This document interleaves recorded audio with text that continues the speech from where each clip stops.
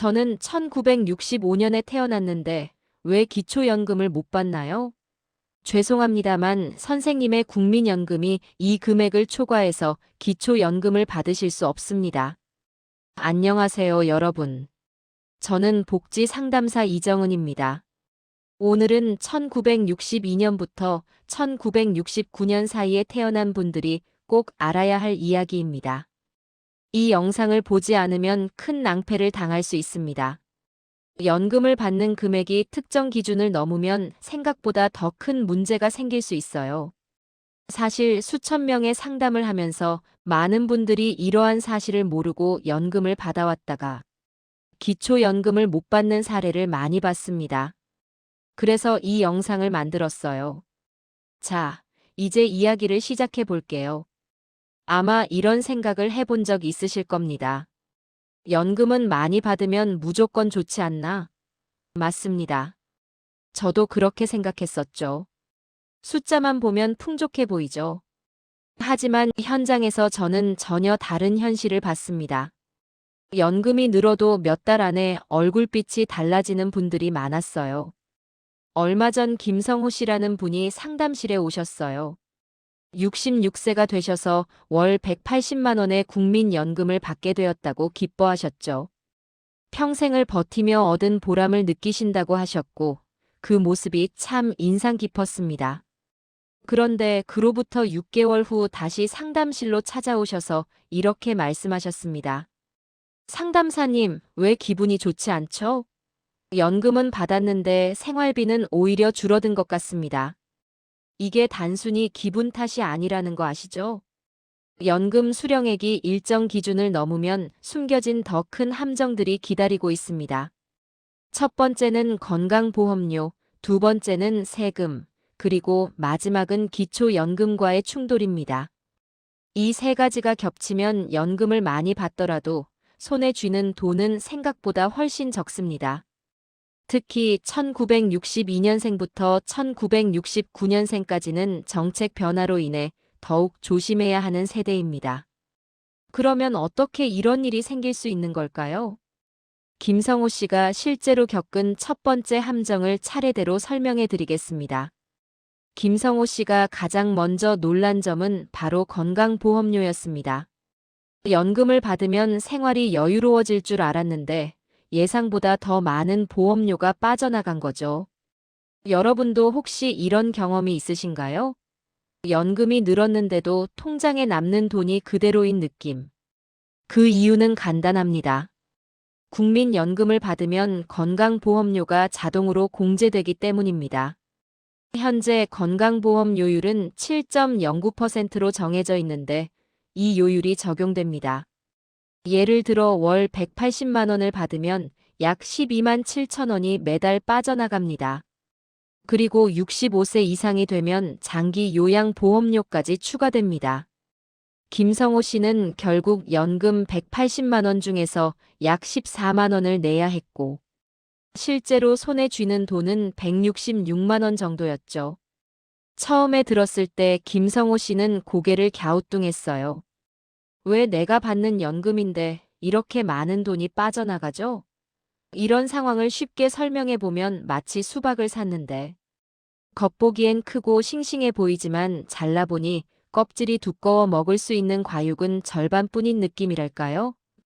연금도 표면적으로는 풍족해 보여도 실제로 손에 쥐는 건 훨씬 적습니다. 더 심각한 건 연금만 있는 게 아니라는 점입니다. 만약 임대소득이나 알바소득이 있다면 그 소득까지 합산되어 보험료가 더 늘어납니다. 실제로 제가 상담한 정희자 씨는 1964년생으로 국민연금 150만 원과 월세 수입 50만 원이 있었어요. 두 소득을 합쳐서 총 200만 원을 받으니 생활이 나아질 줄 알았지만 건강보험료가 무려 16만 원이나 빠져나가면서 실제로 남는 돈은 184만 원 정도뿐이었죠. 40년 동안 부어온 연금인데 이제 와서 보험료로 이렇게 나간다니. 뭘 위해 살아왔나라는 그분의 고백이 아직도 기억에 남아요. 이것이 바로 첫 번째 함정인 건강보험료 폭탄입니다.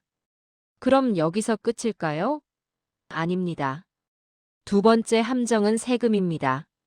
여러분 연금이 많다고 기뻐만 할 일이 아니에요. 연금을 많이 받으면 세금도 함께 늘어나기 때문이죠. 김성훈 씨가 맞닥뜨린 두 번째 벽은 바로 세금이었습니다. 내가 낸 돈을 돌려받는 건데 왜 세금을 내야 하죠? 라는 의문이 들겠죠.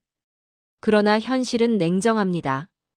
국민연금도 소득으로 간주되기 때문에 세금을 매깁니다. 이미 보험료를 낼 때 소득 공제 혜택을 받았기 때문에 돌려받을 때 그만큼 세금을 내야 하는 거죠. 김성호 씨는 월 180만 원을 받았지만 세금으로 약 7만 원이 빠져나갔어요. 매년 84만 원입니다. 보험료와 세금을 합치면 이후 27만 원이 줄어드니까 실제로 손에 쥐는 돈은 약 159만 원이 됩니다.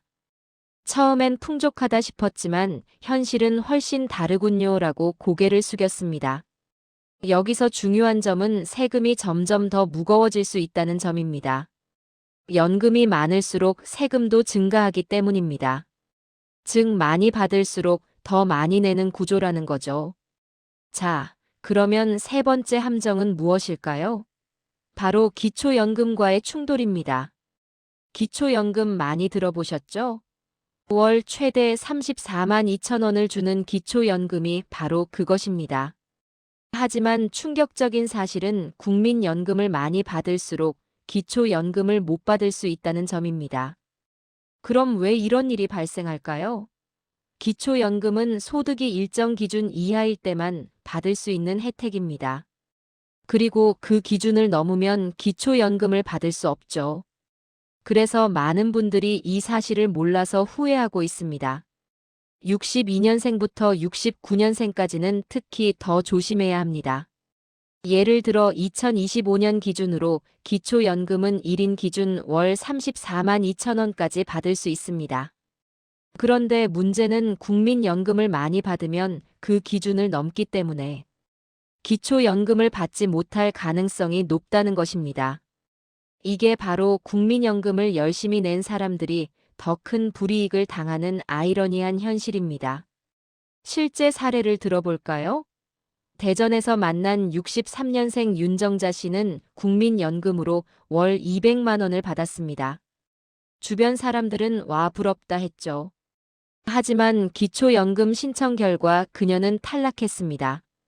왜냐하면 기초연금은 소득 인정액 기준 이하일 때만 주어지는데 윤정자 씨는 이미 국민연금을 많이 받았기 때문에 기준을 넘겼던 거죠. 그래서 기초연금을 못 받게 된 거예요. 윤정자 씨는 저에게 눈물을 글썽이며 말했습니다. 차라리 연금을 조금 덜 받는 게 나았을까요? 여러분, 이게 바로 기초연금과 국민연금의 충돌이었습니다. 실제로 국민연금 200만 원을 받는 사람과 국민연금 150만 원과 기초연금 34만 2천 원을 받는 사람을 비교해 보면 결과는 의외였죠. 전자는 손에 남는 금액은 보험료와 세금을 빼면 175만 원 안팎이고 후자는 비슷한 공제를 제외하고도 170만 원 이상 남게 됩니다. 격차는 고작 5만 원 차이에 불과했죠. 즉 연금을 많이 받는다고 해서 무조건 유리한 것만은 아니라는 사실을 알게 된 거죠. 이게 바로 세 번째 함정, 기초연금의 그늘입니다. 국민연금을 많이 낸 것이 오히려 불이익으로 돌아오는 현실입니다. 여기서 한 가지 질문이 떠오릅니다. 그럼 연금을 덜 받는 것이 더 나은 걸까요? 이런 고민을 하실 수 있는데 결코 연금을 덜 받는 것이 항상 나은 선택은 아닙니다. 기초연금을 받는 것만큼 중요한 건 연금 수령액과 소득의 균형을 맞추는 것입니다. 즉, 연금을 적정선에서 받으면서 기초연금을 받을 수 있는 구조를 만들어야 한다는 것이죠. 그렇다면 어떻게 하면 이러한 문제를 해결할 수 있을까요? 해결 방법은 있습니다. 제가 그 방법들을 하나씩 설명해 드릴게요. 첫 번째 방법은 바로 연금을 늦게 받는 방법입니다. 연금을 늦게 받으면 매년 약 7.2%씩 연금액이 늘어나기 때문입니다. 예를 들어 65세부터 월 180만 원을 받을 자격이 있는 분이 70세까지 연금을 늦추면 216만 원으로 불어납니다. 이처럼 연금이 매년 이자처럼 증가하는 효과가 있는 것이죠. 그러나 무조건 연금을 늦춘다고 해서 무조건 이득이 되는 것은 아닙니다. 건강 상태, 경제 상황, 다른 소득 유무에 따라 결정해야 합니다. 예를 들어 부산에 사는 최재호 씨는 연금을 받기 시작할 수 있었지만 좀 더 기다리면 더 유리할까요? 라는 고민을 하며 저에게 상담을 요청했습니다. 그 결과 연금을 늦추는 것이 더 유리하다고 판단되었습니다. 하지만 이 경우도 개인의 상황에 따라 다를 수 있으므로 신중하게 판단하셔야 합니다. 두 번째 방법은 바로 부분 연금 제도를 활용하는 것입니다. 연금을 전액받는 것이 아니라 일부만 받아서 기초연금과의 균형을 맞출 수 있습니다. 예를 들어 인천에 사는 박은자 씨는 월 200만 원의 연금을 받을 수 있었지만 전액을 받으면 기초연금을 받을 수 없게 되었습니다. 그래서 박은자 씨는 150만 원만 받기로 결정했고 그 덕분에 기초연금 34만 2천 원을 추가로 받을 수 있었죠. 결과적으로 박은자 씨는 총 184만 원을 손에 쥐게 되었습니다. 이 방법은 연금을 덜 받는 것처럼 보이지만 오히려 더 많은 돈을 받을 수 있는 방법이기도 합니다. 또 부분 연금은 나중에 상황이 달라지면 조정할 수 있다는 큰 장점도 있죠. 세 번째 방법은 소득을 조정하는 것입니다. 예를 들어 임대소득이 있으면 조금 낮추는 방법이 있습니다. 제가 상담한 64년생 오강석 씨는 국민연금 160만 원과 임대수입 60만 원을 합쳐 매달 220만 원을 받고 있었어요. 하지만 기초연금 수급 기준인 124만 원을 초과했기 때문에 기초연금을 받을 수 없었습니다. 이때 제가 조언을 드렸습니다. 임대료를 조금만 낮추시면 기초연금을 받을 수 있습니다. 결국 오강석 씨는 월세를 10만 원 줄여서 기초연금을 받을 수 있게 되었고 총소득은 오히려 늘어나게 됐습니다. 이 방법은 실제로 많이 활용되는 전략입니다. 임대료 외에도 파트타임, 사업소득, 금융소득 등을 고려하여 소득을 조정하는 방법입니다. 이 방법은 당장에는 손해처럼 보일 수 있지만 결국 기초연금을 지킬 수 있고 생활이 안정되는 방법이 될 수 있습니다. 물론 모든 경우에 해당되지는 않지만 여러분의 상황에 맞는 조정을 통해 큰 이득을 볼 수 있는 기회가 될 수 있습니다. 마지막으로 네 번째 방법은 바로 전문가 상담을 통한 맞춤형 대처법입니다. 여러분, 지금까지 이야기한 방법들이 모두 중요하지만 그만큼 개인의 상황에 따라 최선의 방법은 다를 수 있습니다. 그래서 가장 중요한 것은 전문가의 도움을 받는 것입니다. 많은 분들이 내 상황 정도는 내가 잘 알지, 굳이 전문가 상담까지 필요할까라고 생각할 수 있지만 실제로는 전문가와 상담을 받지 않으면 작은 실수로 큰 손해를 볼 수 있습니다. 실제 사례를 하나 더 들어볼게요. 경기도 안양에 사는 이경자 씨는 국민연금을 170만 원, 남편은 80만 원을 받기로 되어 있었어요.